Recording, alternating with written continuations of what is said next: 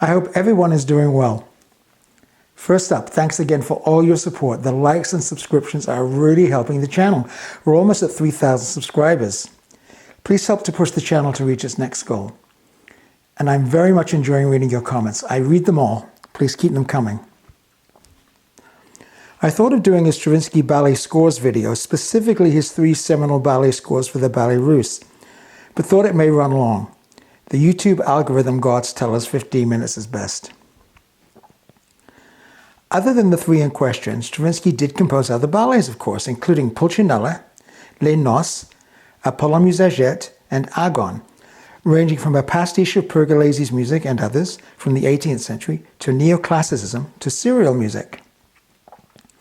But his 3 biggies, for want of a better word, are the 3 masterpieces he composed for Diaghilev between 1910 and 1913. The Firebird in 1910, Petrushka in 1911, and the subject of today's video, The Rite of Spring, or commonly known in its French title, Le Sacre du Printemps. The 1913 premiere in Paris's Théâtre des Champs-Élysées was a famous fiasco, a riot, fisticuffs, mainly criticizing Stravinsky's music and especially choreographer Nijinsky's dance moves. This was the audience used to Les Sylphides and the Tchaikovsky ballets, not ancient stories told by violent music about sacrificing virgins. During the brouhaha, one composer attending, Claude Debussy, yelled against the crowd, shouting, "Genius, genius." He knew what's what. The designer was Nicholas Roerich. It's his backdrop I used for the video thumbnail. Anyway, the story is famous. The music fiendishly difficult to play at that time. In fact, the premiere's conductor, Pierre Monteur, demanded 17 orchestral rehearsals. Today, high schoolers play it. In fact, because of the infamous premiere and the subsequent performances over the years, the reputation for its fearsome difficulties followed it. However, in today's technical world, Le Sacre is by far the easiest to play of the Stravinsky ballets. Petrushka is much harder, and the Firebird is a fiend. Now, conducting, that's another story, where the Rite is a serious challenge to conductors, the final sacrificial dance especially. So difficult that Stravinsky actually modified the dance rhythms and time signatures so it would be easier to read and beat for the conductor. Here's the original.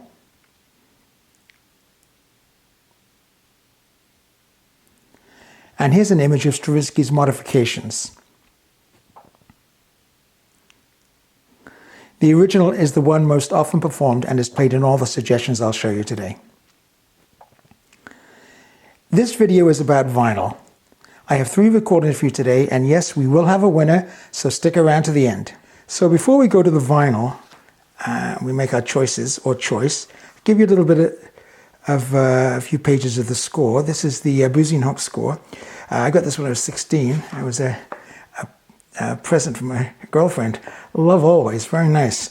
Stravinsky and Love Always, can't beat that. Anyway, so I was totally obsessed with this piece when I was 16. I didn't get to play it till I was about 21. And you can see the beginning, that magnificent high bassoon solo, played very, very well on all 3 recordings I'm going to give you. But you can see straight away, compared to Petrushka and the Firebird and other scores of the day, time signatures, everything the way it looks completely different. And I'll get you to the famous part, the ones that you all love, the stomping part. The Augurs of Spring, the dance of the young girls. There it is. 2nd violins only, by the way, emphasized by the horns. The pounding rhythm. Tempo giusto. Not too fast. And there's the horns that kind of emphasize the accents. You can see the accents. They're all down bows. Those little notes above the little signs above the notes are down bows at the heel. So they're really, really. But it's only forte. A lot of conductors do it very, very loud. But it's only the 2nd violins. 1st violins are hanging on until they do some pizzicato. But it's a lot of wonderful orchestration. You can see how thick the orchestration gets. And of course, the players are enjoying it because it's not that difficult. But of course, the conductors are getting ready for this part, the sacrificial dance, which I showed you earlier, which is, you can see, 316, 216, 316, 316, 28, 216, 316, 316, 28. It just goes on, and you can see how complex it gets. And all the way to the very end, we get this little beautiful little flute part. I played alto flute and first flute in this, so I played both those little runs. And you get that rip up to the top, and then whack, bang, to the bottom. Wonderful. Anyway, so that's the score. Of course, Stravinsky, always looking out for his financial concerns, composed all these when he was just come from Russia to Paris, and they were published by Russian publishers. And of course, the copyright didn't transfer, so he redid all his works for Brusian Hawks in the 40s, and then got the money for it, which he loved. He loved money. Lots of stories about him and his money. So we're going to do the vinyl in alphabetical conductors order like I usually do. So this is the first one by the great Claudio Abbado. And this is the Deutsche Grammophon, the original source. This is the one done by the Emil Berliner Studios. This is fairly new. I've only had it a little while. We reviewed it in Audiophile, and it was wonderful. You can see it's not a tulip, but I think it was originally recorded in 1975 at the Fairfield Hall. You can see it here. The Fairfield Hall in Croydon, which is the best hall in London. Unfortunately, it's in Croydon, which is a very ugly suburb, about 30 minutes south. Impossible to get to. The roads are terrible. In those days, it was impossible. So nobody wanted to go there. They wanted to stay in London and play at the pretty bad Barbican Hall, or the worst, dreadful Royal Festival Hall. The Royal Festival Hall has the most beautiful location. The Barbican is in the City of London and is full of brutalist architecture and is as ugly as the acoustics in there. But this hall was very, very good. So anyway, they decided to record here. And again, there it is, Günther Hermanns, the sound engineer, famous for many of his Deutsche Grammophones, not for the good reasons, unfortunately. Anyway, this is a wonderful, wonderful recut, remaster by Rainier Maillard and Sidney Meyer, young Sidney Meyer. I think she was a protege of Kevin Gray. Directly from all their analog sources at Emil Berliner Studios. From 4-track down to 2-track, they did it originally for quadraphonic. And it's wonderful. The original was never really thought of much, and the reason being that's surprising is because Abbado and Stravinsky and the LSO, anytime they got together to do something in London, and I was there at the time. In fact, one of my chamber music professors plays second piccolo, Mr. Sanders, Larry Sanders, on this recording. And I remember asking him, because, at the time, anytime there was an Abbado concert, Stravinsky, all of us conducting and flute students were there in the stalls, and it was always an amazing event. And this recording didn't get much play. And of course, they're famous for this piece. I mean, it's reputed that the LSO can actually play this from memory, the whole orchestra. Wouldn't surprise me. Anyway, so, you hear this on streaming on a CD. It was good. But the Emil Berliner team have really opened it up. So it's very warm, it's very dynamic, it's detailed, all the things that you want. And the most important thing is the layering from back to front and side to side, which for some reason, the spotlighting and the cutting of the bass that the original DG engineers did, I don't know what the heck they do to things, but unfortunately, I don't like to use the word, but they ruined a lot of stuff. Anyway, this has been unruined. And it's highly recommendable. It's not, I think it's 2,500 copies. It's probably sold out. You can get it on Amazon now. Of course, you'll be able to get it on Discogs for twice the money. But anyway, this was the limited edition. So the bassoon at the beginning, Martin Gatt, fabulous. The orchestral playing throughout is superb. There's just none better for Stravinsky than the LSO. As we revisit the ballets in the coming videos, the next one will be the Petrushka and then the Firebird. The LSO figure strongly in both other ballets. They're that good. In fact, Pulcinella, the one I mentioned earlier, the Deutsche Grammophon, LSO, Abbado, you can only get it on CD. It is by far the best Pulcinella, and even you can't get it on vinyl. Find it on the CD, it's magnificent. Also his Jeu de Cartes, another ballet by Stravinsky with Abbado. But this one was okay, but it's been given another lease of life, and it's very highly recommended, one of the top ones. There's the man himself, very young, dashing, vibrant, and a genius conductor. The next one in alphabetical order is the famous Decca from 1970. This is with the Audiophile and Zubin Mehta, the famous recordings they did at Royce Hall at UCLA. And even though Royce Hall sounded good at first, the Decca team had to do a lot of modifications with wood and that to make it sound beautiful, but it does sound beautiful. This is a spectacular recording. Not going to lie to you, naturally brilliant. This was a narrow band Decca, still very, very fine. And I'll put up who did the recording. I think it was Minshall and I forget the other gentleman's name. But it's the LA team. And they did a fantastic job. It also includes the 8 instrumental miniatures for 15 players, which is a lot of fun. The Deutsche Grammophon recording I just showed you has no filler, just 35 minutes of music. But this is, the 8 instrumental miniatures are very nice.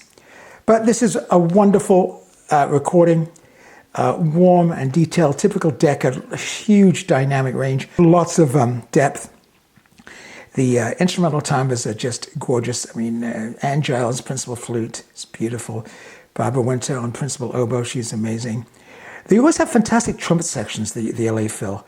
I'm trying to remember their names, but I've had the last 4 have been incredible from the 60s right through to now. They've had 4 of them. They're amazing. Anyway, and they sound fantastic here, but the whole brass section is superb. The only thing I would say about this recording is the tempos are awfully fast. Now, the Audiophile, this was 5 years before the LSO with the Bardo. The Audiophile match the LSO in most respects. Sometimes you can say it's different, but it's not better or worse. It's an outstanding orchestra. It had the orchestra about 3 years, and they were really cooking with gas by this time. Mehta and the Audiophile were kind of a love affair, and of course they had the best Decca engineers and the fantastic Decca recordings. I've mentioned a lot of them in my videos about vinyl. Anyway, this is, as a recording, you're not going to do better. But the playing, outstanding. Interpretation is a little fast. When you get to the dance of the young girls, the eighth notes, 1 and 2 and 1 and 2, and it's more like 1 and 2 and 1 and 2 and 1 and 2, and it's very, very fast. So just beware of that, okay? So that's another one in my collection, and I love it very much. And the last one is another Deutsche Grammophon with that fantastic cover with the dances. I think that's from the Béjar Ballet or the Paris Ballet version with the eye. It's Deutsche Grammophon, the Rite Spring, and with a filler, which I'm going to talk to you about briefly. And this is the Boston Symphony. This is very early Michael Tilson Thomas. So anyway, here it is. It's not a tulip. I think it was recorded in 1970, 71 or 72. I'll find it for you. And again, Günther Hermanns, there he is. Again, they flew him over to Boston. So good, they flew him over to Boston. Anyway, this is a very odd recording. This is what they call the curate's egg. If you look up at the curate's egg, what that means in English lexicon, it's some parts of it are amazing, and some parts of it need a lot of bloody work. Well, the parts that are amazing are the performance. This is the best played Rite Spring, I know. This orchestra was full of superstars players. Vic Firth on timpani, Dorio Anthony Joao on flute,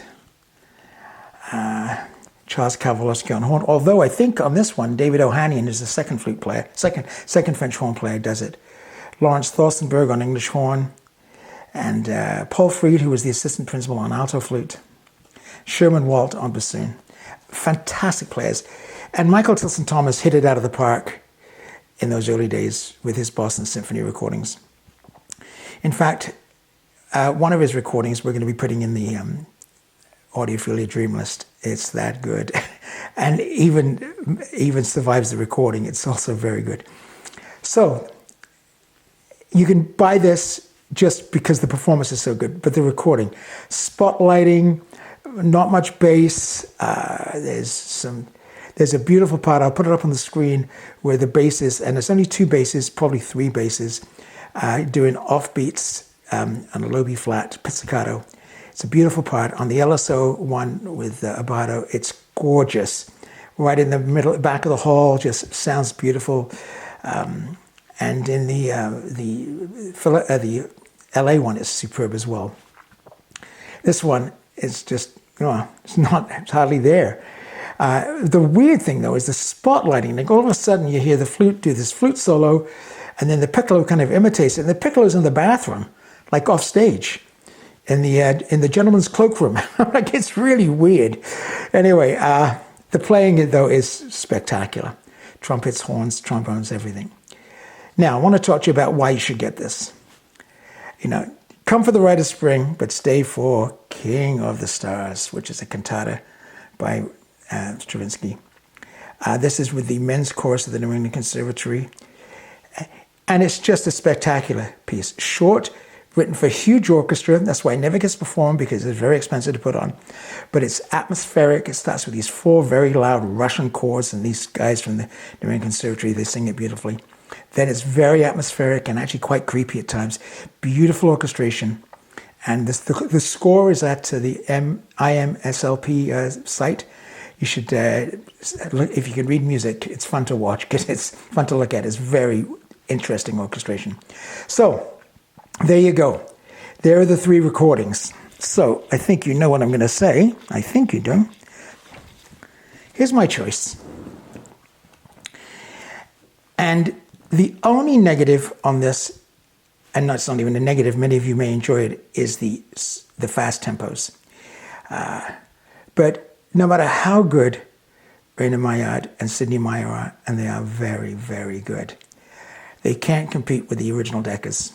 They just can't. They're working with one arm tied behind their back, and that's the original DG recordings, which was, dare I use this term? I don't like to, with people who work hard for a living, but they're dreadful.